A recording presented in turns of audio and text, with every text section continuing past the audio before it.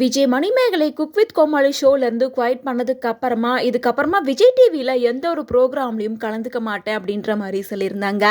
இந்த நிலையில் மறுபடியும் அவங்க புதுசாக ஒரு ஷோக்கு ஆங்கராக வர போகிறாங்க. விஜய் டிவிக்கும் மணிமேகலைக்கும் எக்கச்சக்க பிரச்சனைகள் போயிட்டு தான் இருந்தது.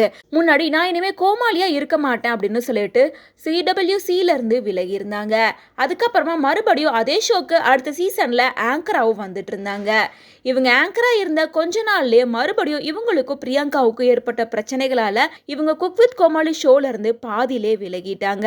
அதுக்கப்புறமா தான் நான் விஜய் டிவியில் எந்த ஒரு ஷோஸும் பண்ண போகிறது கிடையாது அப்படின்னு சொல்லியிருந்தாங்க. அதை தொடர்ந்து ரொம்ப நாளாகவே எந்த ஒரு ஷோலையும் கமிட் ஆகாம வெறும் ப்ரமோஷன் வீடியோ மட்டுமே தான் போட்டுக்கிட்டு இருந்தாங்க. அதுக்கப்புறமா அவங்களோட சொந்த வீட்டோட கிரகப்பிரவேசம் நடத்தி முடிச்சிருந்தாங்க. அதை தொடர்ந்து இப்போ விஜய் கூட சேர்ந்து புதுசா ஒரு டான்ஸ் ஷோவை ஆங்கர் பண்ண இருக்காங்க. அதாவது ஜி தமிழ்ல டெலிகாஸ்ட் ஆகிட்டு இருக்க டான்ஸ் ஜோடி டான்ஸோட சீசன் 3ல தான் இப்போ இவங்க 2 பேரும் ஆங்கர் பண்ண போறாங்க. இதுக்கு முன்னாடி விஜய் மட்டும்தான் இந்த ஷோவை ஆங்கர் பண்ணிட்டு இருந்தாங்க. ஜூனியர் சீசன் எல்லாமே விஜய் தீபக் தான் பண்ணிட்டு இருந்தாரு.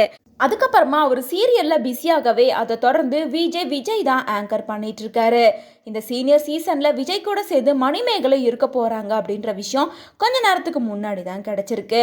அது மட்டும் இல்லாமல் இதுக்கு முன்னாடி டான்ஸ் ஜோடி டான்ஸ்ல பாபா பாஸ்கர், ஸ்னேகா அண்ட் ஆக்ட்ரஸ் சங்கீதா இவங்க 3 பேருமே தான் ஜட்ஜஸ் ஆயிருந்தாங்க. இப்போ சங்கீதா கிங்ஸ்லி பிரெக்னெண்டா இருக்கு அப்படின்ற விஷயத்த அனௌன்ஸ் பண்ணியிருக்காங்க. ஸோ அவங்க டான்ஸ் ஜோடி டான்ஸ்ல இருந்து இப்போ விலகிட்டாங்க. அவங்களுக்கு பதிலாக ஆக்ட்ரஸ் வரலட்சுமியா தான் அடுத்த ஜட்ஜா அப்பாயிண்ட் பண்ண இருக்காங்க.